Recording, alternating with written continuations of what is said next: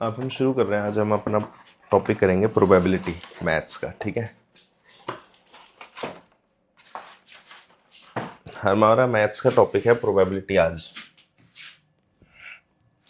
तो देखो, प्रोबेबिलिटी में जो कोई कह देना कि भाई प्रोबेबिलिटी का नंबर का मेरा क्वेश्चन छूट गया मैथ्स में प्रोबेबिलिटी, तो अगर कोई यूं कह देना कि भाई मेरे से प्रोबेबिलिटी का क्वेश्चन नहीं हुआ तो भाई पानी में डूब मरो, तो वो कहते हैं ना चुल्लू पर पानी में डूब मरना। फ्री के नंबर है ये। प्रोबेबिलिटी मतलब फ्री, प्रोबेबिलिटी मतलब फ्री का नंबर है ये। ठीक है, इससे आसान नहीं हो सकता मैथ्स। ठीक, करते हैं, टॉपिक करना शुरू करते हैं। प्रोबेबिलिटी में दो फॉर्मूले हैं, ध्यान रखेंगे। पहला फॉर्मूला कि जब हम किसी भी चीज़ की प्रोबेबिलिटी निकालते हैं तो number of favourable events, number of favourable events ऊपर रहेंगे यानी कि जो मेरी साइड में है, और नंबर ऑफ टोटल इवेंट्स नीचे रहेंगे। नंबर ऑफ टोटल इवेंट्स यानी कि टोटल क्या क्या हो सकता है वो नीचे आ जाता है। ठीक है, जैसे कि सिक्का उछाला, सिक्का उछालेंगे तो क्या आएगा, हेड आएगा या फिर टेल आएगा। तो ये तो हो गए पॉसिबल इवेंट। पॉसिबल मतलब जो जो आ सकता है। ठीक है, तो पॉसिबल इवेंट कितने हो गए, दो। इनकी गिनती करनी होती है, ये ध्यान रखें कि नंबर लिखा है ना, नंबर ऑफ टोटल इवेंट, यानी इनकी गिनती कितनी है। और अगर मानो मैं हेड आने पे जीतूंगा तो ये हो गया फेवरेबल इवेंट। फेवरेबल मतलब मेरे को क्या चाहिए, तो फेवरेबल अगर मान लो नंबर कितने हो गए इसके, 1, तो प्रोबेबिलिटी ऑफ हेड, अगर हेड आने की संभावना, प्रोबेबिलिटी ऑफ हेड क्या हो जाएगी, 1/2। तो बस इससे आसान क्या होगा। ठीक है, मैथ्स में प्रोबेबिलिटी से आसान कोई टॉपिक नहीं है। ठीक है, तो ध्यान रखेंगे। अगर कोई यूं बोलते हैं ना प्रोबेबिलिटी का क्वेश्चन छूट गया, गलत हो गया, तो डूब मरना भाई। ठीक है, तो क्वेश्चन करना शुरू करते हैं। चलो, अच्छा एक फॉर्मूला और इसके अलावा, प्रोबेबिलिटी की जो वैल्यू होती है वो 0 से ज़्यादा होगी और 1 से कम होगी या बराबर होगी। यानी 0 और 1 के बीच में ही होती है इसकी वैल्यू। 0 से कम नहीं हो सकती, 1 से ज़्यादा नहीं हो सकती प्रोबेबिलिटी की वैल्यू। एक बात ये, किसी चीज़ के आने की संभावना यानी प्रोबेबिलिटी ऑफ एन इवेंट, मतलब कोई आए, और प्रोबेबिलिटी ऑफ नॉट ई यानी उसके ना आने की संभावना को प्लस करके 1 आता है। ये चीज़ ध्यान रखेंगे बस। ठीक है, 2-3 बातें प्रोबेबिलिटी में, इससे फालतू कुछ होता नहीं है। और इससे फालतू जो हाई लेवल वाली बातें हैं वो जब लेवल की ज़रूरत पड़ेगी तब करेंगे। अभी हम बेसिक से शुरू करेंगे, एडवांस की तरफ जाएंगे धीरे धीरे। ठीक है, हाँ चलो, बाकी हाँ चलो करते हैं, आगे शुरू करते हैं।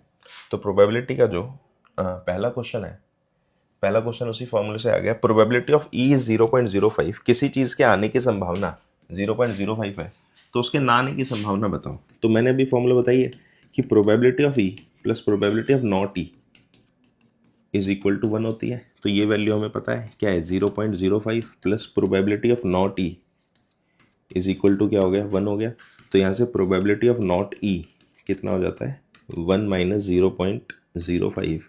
ये सॉल्व करके आएगा 0.95, आंसर आ गया। ठीक है, तो बाकी करते हैं आगे, नेक्स्ट क्वेश्चन करते हैं। अगले क्वेश्चन में है,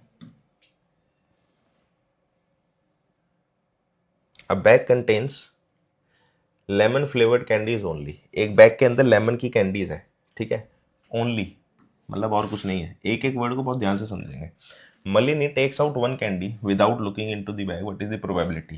प्रोबेबिलिटी होता है कि उसमें ऑरेंज फ्लेवर कैंडी आ जाए। देखो भाई, यहाँ पे लेमन है, लेमन कैंडी कितनी है मुझे नहीं पता, एक्स मान ली मैंने, और ऑरेंज कितनी है, 0, क्योंकि है ही नहीं, उसने खुद ही बोला कि सिर्फ लेमन है। टोटल कितनी हो गई, अगर मैंने प्लस कर लूँ तो x प्लस 0 कितनी हो गई, x ही हुई। ठीक है, अब आते हैं first part, orange flavour candy बताओ।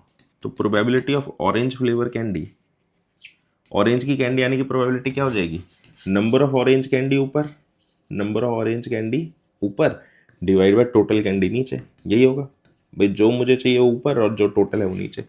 ऑरेंज कैंडी है ही नहीं उसमें, 0 है, टोटल कैंडी x है, तो प्रोबेबिलिटी क्या हो गई, 0।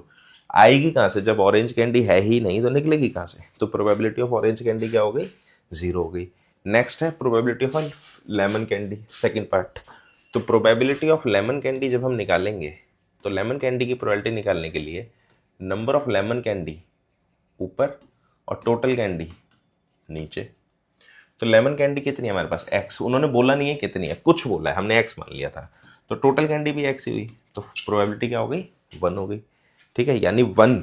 अच्छा, इसमें प्रोबेबिलिटी किसी चीज़ की 0 हो तो इसको हम बोलते हैं अनश्योर इवेंट। अगर किसी चीज़ की प्रोबेबिलिटी 0 हो तो इसका मतलब होता है अनश्योर इवेंट, यानी कि ये आएगा ही नहीं। और प्रोबेबिलिटी किसी चीज़ की 1 हो तो इसे बोलते हैं श्योर इवेंट, यानी ये आके ही रहेगा, ऐसा हो ही नहीं सकता है कि इसके अलावा कुछ और हो जाए। प्रोबेबिलिटी 1 का मतलब होता है 100% चांस है जीतने के हमारे, ठीक है। और अगर प्रोबेबिलिटी हाफ आ जाए तो इसको बोलते हैं फेयर इवेंट। फेयर इवेंट मतलब दोनों के जीतने के चांस बराबर है, 50% चांस है दोनों के जीतने के, ठीक है, तो इसको फेयर इवेंट भी बोलते हैं। बाकी ठीक है, नेक्स्ट क्वेश्चन।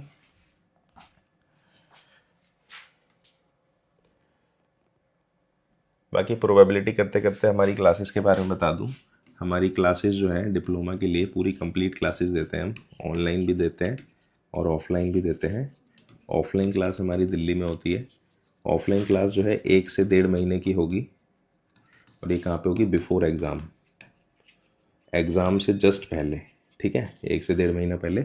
और ऑनलाइन क्लास ऐप के अंदर अवेलेबल है। ऐप जो है आप प्ले स्टोर से डाउनलोड कर सकते हो, ठीक है। और हमारा कंटेंट जब आप ऑनलाइन क्लास लेते हो तो कोई भी बुक आपको नहीं चाहिए, बात ध्यान रखें, ना तो कोई बुक चाहिए ना ही कोई प्रीवियस पेपर चाहिए। आपको कुछ नहीं ढूंढना, सिर्फ ऐप के अंदर जाना है और ऐप के अंदर जाओ और खो जाओ। ऐप से बाहर कुछ करना ही नहीं है, ठीक है। तो ऐप के अंदर सब कुछ कंप्लीट अवेलेबल है आपके एग्ज़ाम के लिए, ठीक है। चलो आगे कंटिन्यू करते हैं अब हम। नेक्स्ट क्वेश्चन है कि 3 बच्चों का ग्रुप है, उसमें बोला है कि probability of 2 students not having the same birthday is probability of not same birthday, not same दिन बर्थडे ना आने की प्रोबेबिलिटी 0.992 है। तो बताओ कि उनकी सेम डे बर्थडे आने की प्रोबेबिलिटी, नॉट सेम 2 स्टूडेंट्स, है ना, 2 स्टूडेंट के ना आने की प्रोबेबिलिटी इतनी है सेम डे, तो प्रोबेबिलिटी बताओ कि सेम डे आ जाएगा उनका बर्थडे, सेम डे 2 स्टूडेंट का बर्थडे जो है सेम डे पे आएगा, इसकी प्रोबेबिलिटी निकालो। एक्स मान ली तो होगा क्या? इन दोनों को प्लस करके बनाना चाहिए। 0.992 प्लस एक्स क्या होना चाहिए? 1। यहाँ से एक्स की वैल्यू होती है 1 माइनस 0.992, 0.008 हमारा आंसर है, ठीक है। तो प्रोबेबिलिटी के लिए, प्रोबेबिलिटी में तो मतलब आप ये समझ लो फ्री के नंबर है ये, ठीक है ना, अगर इससे आसान कुछ हो नहीं सकता है। नेक्स्ट क्वेश्चन, नेक्स्ट क्वेश्चन बोलता है एक बैग है, अ bag contains 3 red balls. Red balls कितनी है हमारे पास? 3। 5 ब्लैक बॉल्स, ब्लैक बॉल्स कितनी है हमारे पास? 5। अब ball is drawn at random, total हमेशा खुद निकालना है, टोटल कितनी हो गई? 8, खुद से निकालते हैं। अब ball is drawn at random from the bag, what is the probability that the ball is red. तो फर्स्ट पार्ट में पूछा है probability of a red ball. जब रेड बॉल की प्रोबेबिलिटी होगी तो हम क्या रखेंगे? नंबर ऑफ रेड बॉल ऊपर आ जाएगी और टोटल बॉल नीचे आएगी। तो हमारी रेड बॉल कितनी है? रेड बॉल हमारी है 3, तो 3 अपॉन टोटल बॉल है 8। प्रोबेबिलिटी आ गई फर्स्ट की रेड की। नॉट रेड, तो नॉट रेड के लिए फॉर्मूला है हमारे पास कि probability of red plus probability of not red क्या होगी? 1 होगी। रेड हम निकाल चुके 3/8, 3/8 इसको x मान लो इज इक्वल टू 1, तो यहाँ से x की वैल्यू क्या जाती है? 1 माइनस 3 अपॉन 8, एलसीएम लेंगे 8 माइनस 3 होल बाय 8।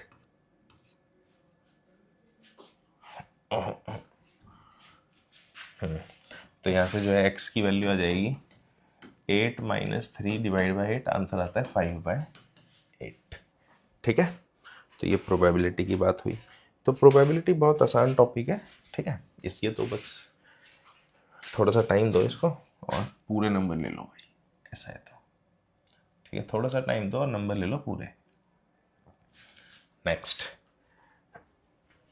अब बैग कंटेन्स 5 रेड मार्बल।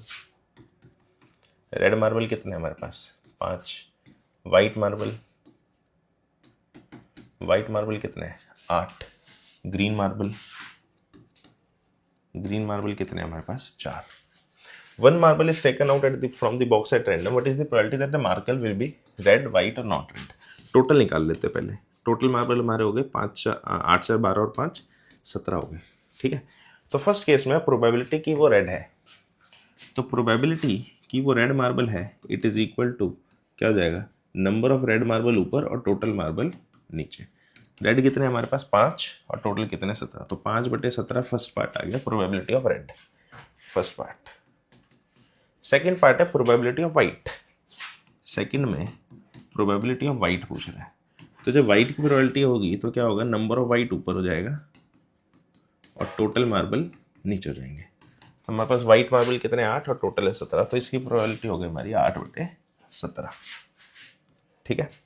इसके बाद नॉट ग्रीन, तो ये तो हटा देता हूँ पहले मैं। नॉट ग्रीन के लिए पहले ग्रीन निकाल लेते हैं, ऊपर कर लेते हैं। प्रोबेबिलिटी ऑफ ग्रीन निकाल लो पहले। तो ग्रीन की प्रोबेबिलिटी के लिए नंबर ऑफ ग्रीन ऊपर हो जाएंगे डिवाइड बाय टोटल नीचे हो जाएगा। ग्रीन कितने है भाई 4, तो इसकी प्रोबेबिलिटी होगी 4/17। क्योंकि ये प्रोबेबिलिटी ऑफ ग्रीन आ चुकी है तो प्रोबेबिलिटी ऑफ नॉट ग्रीन निकाल दो। तो इसका फॉर्मूला है हमारे पास, क्या फॉर्मूला था कि probability of green plus probability of not green क्या होता है 1 होता है। तो ग्रीन ये हो गया हमारे पास 4/17 प्लस इसको x मान लिया इज इक्वल टू 1। तो यहाँ से अगर मैं सिंप्लीफाई करूँ, यहाँ से अगर मैं सिंप्लीफाई करूँ तो मेरी x की वैल्यू हो जाती है 1 - 4/17। एलसीएम लेंगे 17 - 4/17, टोटल आंसर आएगा 13/17। ठीक है। तो प्रोबेबिलिटी ऑफ नॉट ग्रीन हमारी क्या हो जाती है 13/17 हो जाती है। ठीक। तो ऐसे ही प्रोबेबिलिटी आपको कंप्लीट करना है। ठीक है, बहुत आसान टॉपिक है और फ्री के नंबर है, तो इस पर पूरा ध्यान दो। अभी हमने बेसिक से शुरू करा है, जैसे जैसे आप कोर्स में आएंगे और हम आगे बढ़ेंगे आपको एडवांस लेवल पे भी जानना है। इसमें बहुत सारे तरह के मुश्किल क्वेश्चन भी आते हैं, लेकिन आपको अपने पेपर के अकॉर्डिंग जितना चाहिए हम उतना ही कराएंगे, है ना ज़्यादा मुश्किल तक जाएंगे ना पीछे छोड़ेंगे, और इतना पेपर से एक कदम आगे हम हमेशा रहेंगे। ठीक है, आप ये बात ध्यान रखें। बाकी आप अपनी प्रैक्टिस कंटिन्यू करते रहें।